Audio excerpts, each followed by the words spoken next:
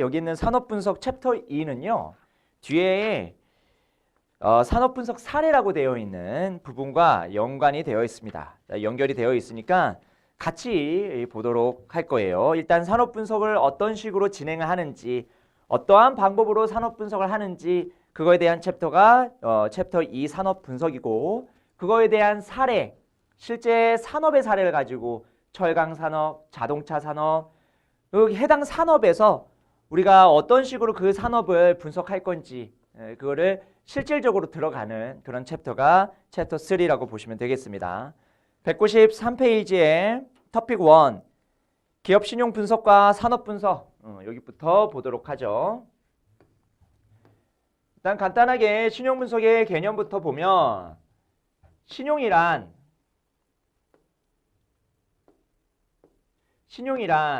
장래의 특정 시점에 지불 또는 상환할 것을 약속하고 자금을 차입하거나 재화 또는 용역을 제공받는 행위를 말한다.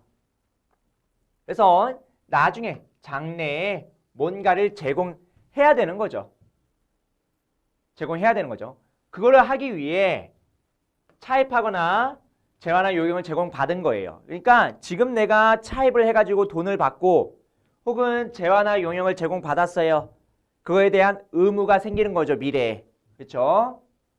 미래에 의무가 생기고 지금 그거에 대한 어떤 돈이라든지 아니면 재화 용역 이런 것들을 제공받는 거죠. 그러면 기업의 신용 분석은 뭐냐? 신용 제공 대상 기업의 약속 이행 능력을 판단할 목적으로 야, 네가 장래 특정 시점에 지불 또는 상환을 약속했는데 그거 잘 지킬 수 있어? 그거를 판단할 목적으로 조사 분석하는 과정입니다. 됐죠? 그러면 신용위험은 크게 두 가지가 있어요. 보통 신용위험이라고 하면 이 채무 불이행 위험을 보통 얘기합니다. 그래서 돈을 못 갚을 위험이에요. 상환하지 못할 위험, 못 갚을 위험이고, 그 다음에 손실 위험, 실제로 다 못 갚을 수도 있지만 일부만 갚을 수도 있잖아요.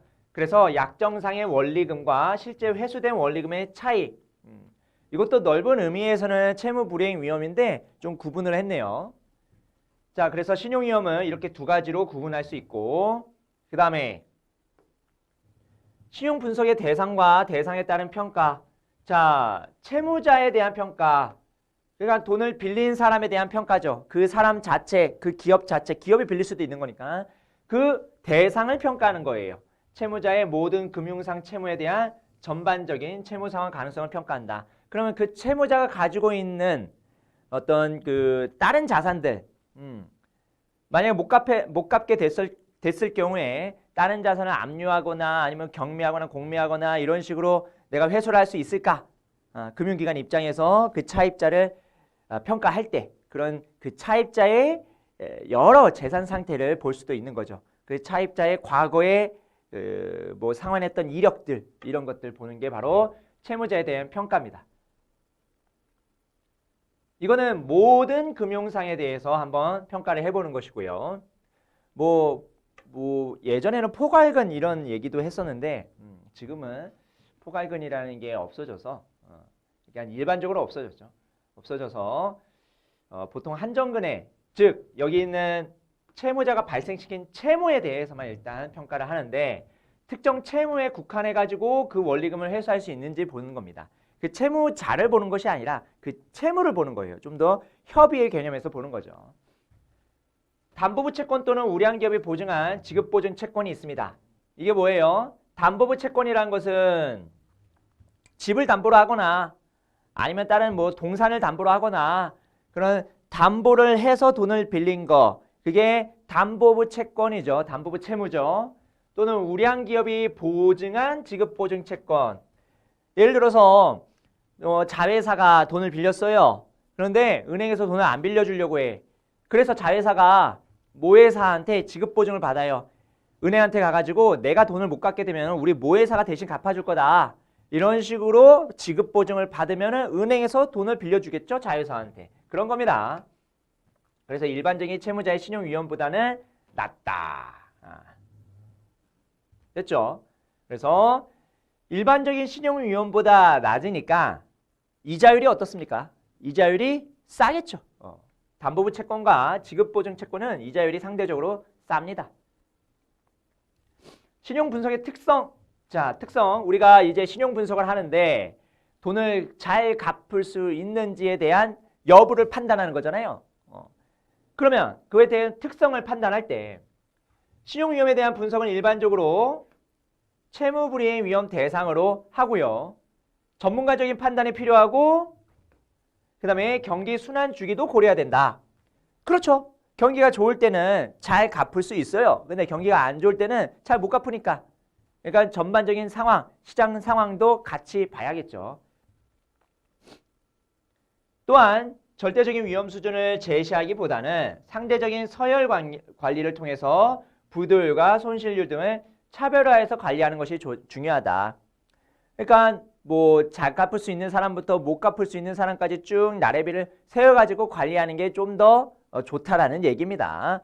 절대적으로 야 몇 % 이상은 다 못 그러니까 뭐 그 시장 상황이 안 좋게 되면은 모든 사람들이 모든 기업들이 못 갚게 되잖아요. 그런 절대적인 기준 말고 그래도 그 중에서 더 잘 갚을 수 있는 사람, 그러면 더 못 갚을 수 있는 사람 이런 것들을 구분하는 게 더 좋다라는 거죠. 됐죠? 자, 그러면 신용 분석과 산업 분석과의 관계를 보면 신용 분석의 구조는요. 현금 흐름을 창출하냐? 이 기업이 돈을 잘 버냐? 이걸 얘기하는 거죠. 우리가 현금 흐름표에서 기억나십니까? 신용 분석 목적용 현금 흐름표에서 채무자한테 상환할 이자를 차감하기 전에 영업 현금 흐름을 구했다는 거. 그거를 얘기하는 거예요. 현금 흐름 창출 능력. 그다음에 채무 상환 부담. 채무 상환 부담은 여기서 장부에 있는 차입금. 이것도 물론 중요하지만 그 외에 장부에 나타나지 않는 우발 채무 같은 게 있거든요.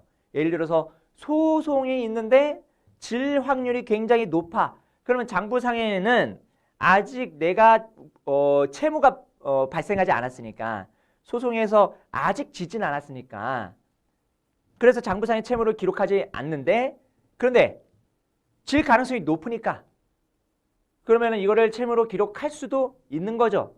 충당부채 형식으로요. 그렇죠? 그런 것까지 포함해서 얘기하는 겁니다. 자, 그래서 현금흐름 창출 능력은 영업활동을 통한 현금흐름 창출, 그 다음에 자산 활용을 통한 현금흐름 창출, 여러 가지 외부 자금 조달까지 해가지고 전체적으로 현금 흐름을 내가 창출할 수 있는지 그거를 살펴보는 것이고, 그 다음에 채무상환 부담은 장부상에 있는 차입금 요거를 포함해서 요거 외라고 되어 있지만 사실 요거 다 포함해가지고 우발 채무의 현실화 가능성도 다 포함합니다. 그러니까 실제로 내가 지금 부담하는 채무는 아니지만 나중에 부담할 가능성이 높은 채무들을 미리미리 충당부채로 쌓죠. 그러면은 충당부채로 쌓는 거는 장부상에 기록이 됩니다. 근데 충당부채로 쌓지 않는 조금 발생 가능성이 조금 낮은 이런 것들은 주석에다가만 고시를 하거든요. 그런 그 주석에다만 고시를 하는 그런 우발 채무들도 다 포함을 시켜서 얘기를 해보자라는 거죠. 됐죠? 자, 신용 분석 시 고려 요소가 1차적 요소, 2차적 요소, 3차적 요소 이렇게 있습니다. 자, 1차적 요소는요. 기업의 경영 잘하고 있는지, 사업이 뭔지, 재무 구조는 어떤지 이거를 보는 게 1차적 요소고요. 2차적 요소는 1차적 요소에 영향을 줄 수 있는 요소입니다. 그래서 경영 요소에 영향을 주는 요소로 계열 요소가 있고요. 그 다음에 사업에 영향을 주는 요소로 산업, 그 다음에 재무에 영향을 줄 수 있는 요소로 금융 요소들이 있습니다. 그러니까 조금 파생된다는 거죠. 어떤 신용 분석할 때 야 나는 경영을 분석할 거야. 그때 여러 가지 계열 요소들이 있다는 거예요. 이거에 관련해서. 자, 그러면 3차적 요소는요. 1, 2차적 요소에 포괄적인 영향을 주는 여러 가지 정부의 산업 정책, 금융 정책, 거시 경제 요소 좀 더 넓은 틀에서 보는 거죠. 요거를 다 포함한 어떤 넓은 틀에서의 탑다운으로 보는 방식, 이게 바로 여기는 3차적 요소를 보는 거라고 생각하시면 되겠습니다. 됐죠? 그 다음